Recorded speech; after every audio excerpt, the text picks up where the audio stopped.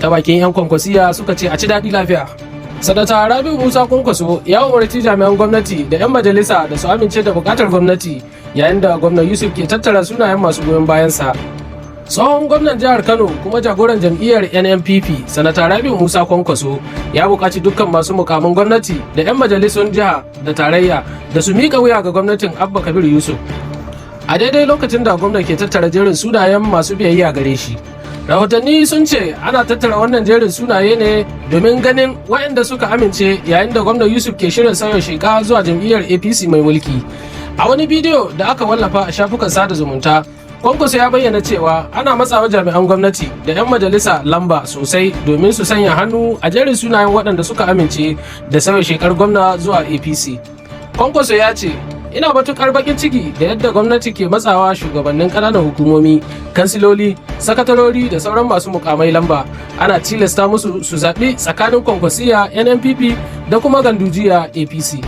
Ya ƙara da cewa wannan lamarin abin damuwa ne sosai, ba magoya bayan mu a Kano kaɗai ba, har da ma faɗin ƙasa ba za su ji daɗin wannan al'amarin ba.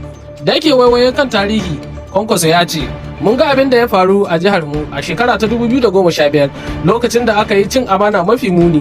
Magoya bayan mu sun haƙura saboda kishin jiha suka jira har zuwa shekara ta 2019. Ya ci gaba da cewa a wannan lokacin ba mu da shugabannin ƙananan hukumomi ko kansiloli, ba mu da 'yan majalisu sai 'yan kaɗan, su kuma suna da komai a hannunsu. Duk da haka jama'a sun zaɓe mu, kowa ya san mun lashe zaɓe, amma an ƙwace mana nasara. Kwankwaso ya ce daga bisani sun jira zuwa shekara ta 2023 mutane sun fito da yawa suka zaɓi wannan gwamnati da fatan samun kyakkyawan shugabanci.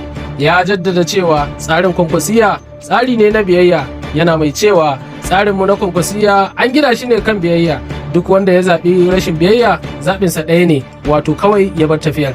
A cewarsa zaɓi a Kano yana tsakanin haske da duhu, kuma muna farin ciki da jama'a sun fahimci haka.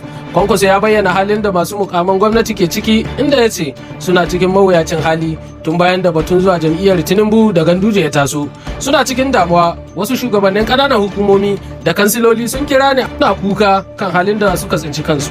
Ya ƙara da cewa wasu sun shiga damuwa har an kwantar da su asibiti, wasu kuma ba sa samun bacci. Duk da haka bayan tuntuɓa, Kwankwaso ya buƙaci su sanya hannu a jerin sunayen, yana mai cewa bayan shawarwari ganin irin gudunmawar da magoya bayan mu suka bayar wajen kafa wannan gwamnati, alhali kuma gwamnati na bin su bashi. Muna kira ga shugabannin ƙananan hukumomi, kansiloli da sauransu da su sanya hannu akan wannan batu.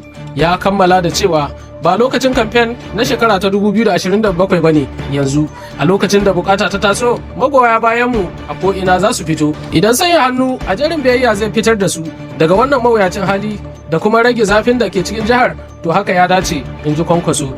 A ra'ayinku wannan umarnin na Kwankwaso ga masu mukamai na gwamnati akan kudurin gwamnan Abba dabarar siyasa ce mai hikima ko kuma zai kara rikitar da siyasar Kano? Ku bayyana muna ra'ayinku a sashen shiri ta bakin 'yan Kwankwasiya suka ce a ci daɗi lafiya.